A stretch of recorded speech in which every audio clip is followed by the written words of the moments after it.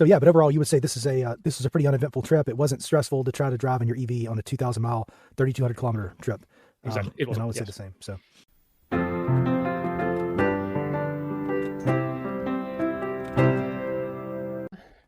All right. Hey, everybody. Welcome back to the VW ID Talk podcast.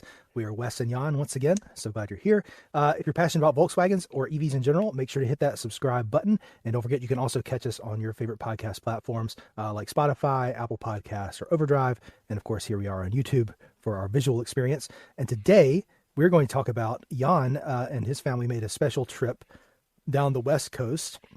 And it was, a 2,000 mile journey. So for our Europeans, 3,200 kilometers. And Jan's going to show us kind of how he did this, how he planned it, kind of what he ran into, and also some pretty impressive photography. In late March, beginning of April, we did a round trip from Seattle down to Santa Cruz. Go banana slugs. And here are the facts. So it was roughly 950 miles each way because we wanted to take it easy. We spent 2 nights on the way. So we drove 3 days. And the average consumption was 3 miles per kilowatt hour, which I was hoping would be a little better. But there was a lot of highway and cold weather. California. Was it colder weather as well? It wasn't. It was like 60s. It was like 60s, sometimes 70s. But I was surprised that on the 65 limit, the traffic goes 75. And if you're in those speeds, then the consumption gets little higher. It's almost dangerous to go. You can't really go 65 or 70. Oh, you can't, because everybody will be turning around you. So some people are very close to your bumper at those speeds, and I really don't like it. So a friend in the Bible Belt area said they had a bumper sticker that said, "Do you follow Jesus this closely?" I thought it was very... I like it. I like that one. That's awesome. To get there, we had 7 DC charging sessions, which was roughly hour and 20 minutes charging every day. For food, stretching, a little running with the dog, it was perfect. Yeah. And it was roughly 100 kilowatt hours a day. I did subscribe for the Electrify America premium plan. So the average cost was like 43 cents per kilowatt hour. That was still like 4 times more than if I would charge it at home. Yeah. But not that crazy. And without the subscription, it's 50 on the East Coast is 56 cents a kilowatt hour. What is it? It's 25. It gives you roughly 25% discount. Okay. So about every charger was a little different. Let's talk about those details. So I have used a better route planner because this was the first time I drove such a large distance.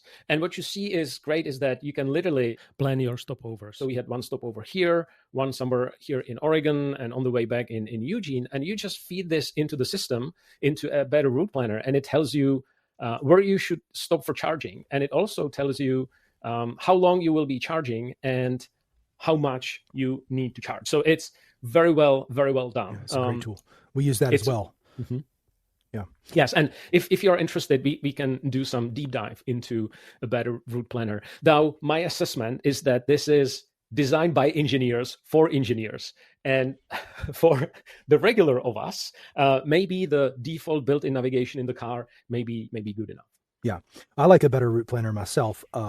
Or a better route planner, as we say in the South, that it tells you, if you tell it what you're going to leave home with a 90% charge or 100% charge. It says you will arrive at this charging stop with 10% left, and you charge for 28 minutes up to 72%, and then you can get to your next stop with. And they don't really let you get there with less than about 10%.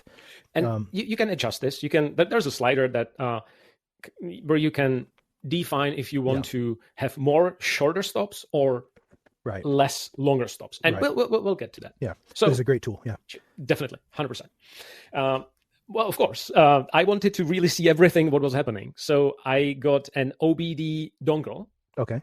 That was connected to Better Route Planner. So the Better Route Planner knew everything, the speed, but most importantly, the state of charge. So it would dynamically change all the details, all the planning. But what is interesting is that, so for example, here you see these individual charging sessions. So then you can go back and look at, okay, so here in Crescent City, we've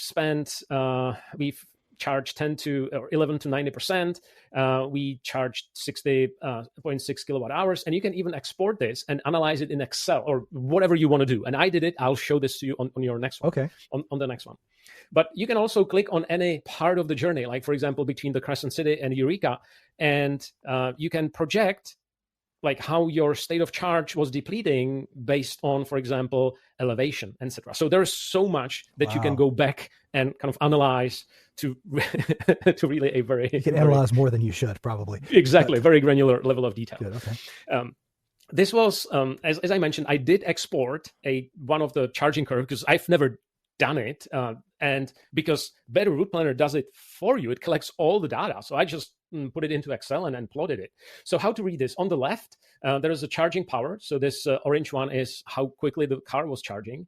And the green one is the state of charge. So you see that we've come with somewhere around like 11% state of charge. We started charging on 120 kilowatts. And the point that I want to make is that as you increasing the state of charge of your battery, the charging current is decreasing. Mm-hmm. So then, for example, here in the 80% state of charge, it's roughly 60 kilowatt hours. So the more the car is charged, the slower it's charging.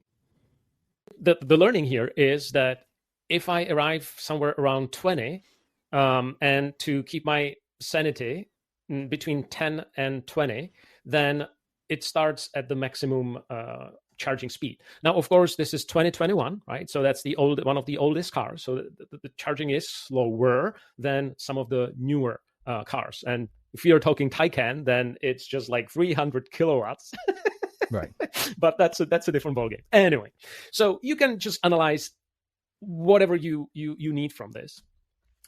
Learnings. Well, so if you're driving, so this is just a screenshot. Here is San Francisco. And if you're driving on this route during business hours, you see that you can run into a lot of full charging stations. Oh, yeah. So, and this is a picture of the Electrify America app showing you that those chargers are full. Okay. Yes, that is correct. So I only charge at Electrify America, though I tried different chargers, like for example Rivian's, but they only worked with Rivian. Why?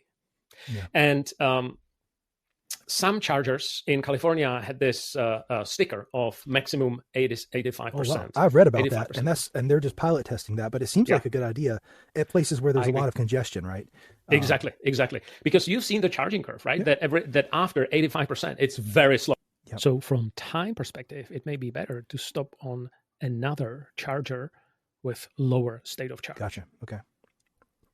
So that was learning number one. So have somebody designated that, like my wife was tasked. I made her a charging master. So she was tasked to look through the app and find and check if the next charger that we are heading towards is available or no.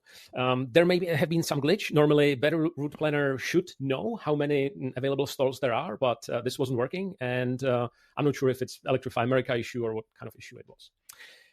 Then I learned another lesson, which is on every EA charger, Electrify America charger, there are two readers. One is for payments, and the other one, like this one here on the bottom, that sometimes it's silver, sometimes it's black, is for scanning your Electrify America card, which I just saved to my phone because I really don't want to fiddle with the phone and kind of the swipe. I just double-click power button. It gives me my... brings up your wallet, your Apple wallet. My wallet, and I can just tap my my EA card. Oh, gotcha. Okay. And what I've learned the hard way is that if you are trying to tap here, of course it doesn't work because it's only the payment terminal. Yeah. Now it reads the card, and it says card not found. Yeah. So make sure that you're tapping on the right place. Gotcha. Okay. And for my experience recently, I don't have the membership card set up in my app, so it was easier for me to go activate the charger. You see where it says Charger 4 up at the top there, top right. I would go select the site I'm at and pick Charger 4 and say start charging. The app works quite well if you have cell phone coverage, but if you don't, ask me how I know. Then the only way how you can start the charge for a member rate is to swipe your membership card. So reflecting back. The state that the Electrify America was 3 years ago when I got my car, it's way, way better. Oh, yeah. Out of these 7 locations that we went through on the way, no charger was down, no cable was cut, but the experience on the screen and in the phone in the app has a huge opportunity for improvement. Yeah, I would agree with that 100%. Our trip, and we could talk about that separately, but our trip required 3 charging stops on the way down and 3 on the way back. And there was always something available, but this was not San Jose. This is East Coast, so it's not quite as many electric vehicles on the road. But the experience was great as far as having open chargers and all of them working. It's really what you just said. It's the screen and the yes. And then so. All right. Now, on the way back, I thought, well, let me try the onboard navigation.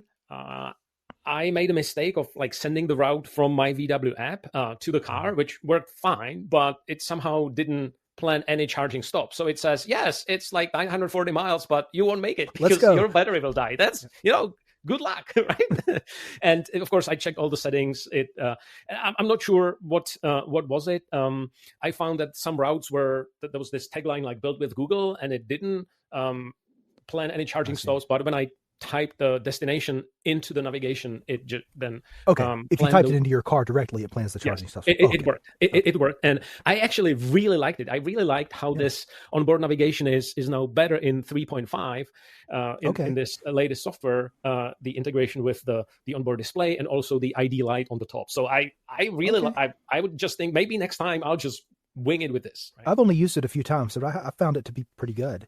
Exactly. So yeah, that's good. Now, if you're using a better route planner, that works with CarPlay and Android Auto, but you have to pay their subscription fee if you want to do that. It's very reasonable. It's like $5 a month or something. Is that right? And that will work even if you don't have that dongle that you showed us, the ODB link dongle. Correct. The dongle just gives it more information. Okay. Exactly. Yeah, we got lots of good choices. And so you also had somebody to help you with the trip. Yeah. So here I had a charge master assistant with us, Terry. So she was helping with the trip. So she's watching so that the battery doesn't overcharge on the charger. Yeah. Okay.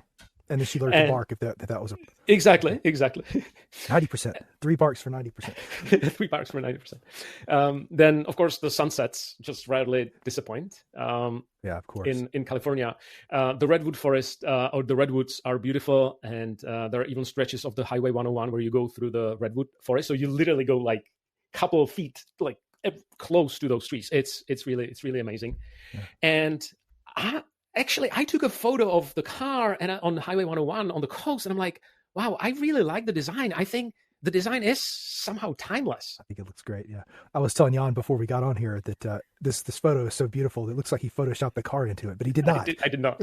I love it. I love the profile of your car. I love, you must wash your car more often than I do mine. It looks beautiful. And yeah, I think they really hit a home run with the, obviously we're biased. I think so.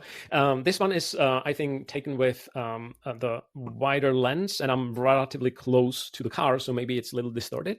But I still like it. And of course, this is another photo that is not spoiled by a ID.4. And this is in Scotland. Oh no, this is California. This is this was almost California. This was still Oregon, and then you actually drive. This is the road that you drive. So it's really awesome. It was so windy. It was crazy. It was crazy how windy it was there. And of course, as we drove through the San Francisco, we were like, do we go around the city or through the city? So we went through the city. All you Californians are very well used to these narrow streets here in San Francisco in the city. And interestingly enough, there is something peaking in the distance. And yes, that is Golden Gate. So that it was my dream to kind of drove across the Golden Gate. I just registered for the Easy Pass online, so you can register your out-of-state license plate. So they just charged my credit card, and that was it. So anyway, so we talked to you about what we've done, 2,000-mile trip from Seattle to Santa Cruz or Silicon Valley and back. We used a better route planner.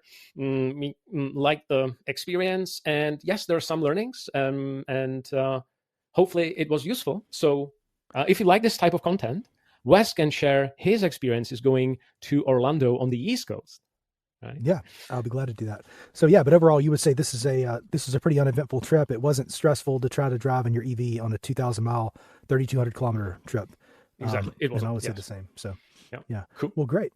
Well, thanks everybody, and hopefully we'll have some more good content coming up for you soon. And we'll see you next time.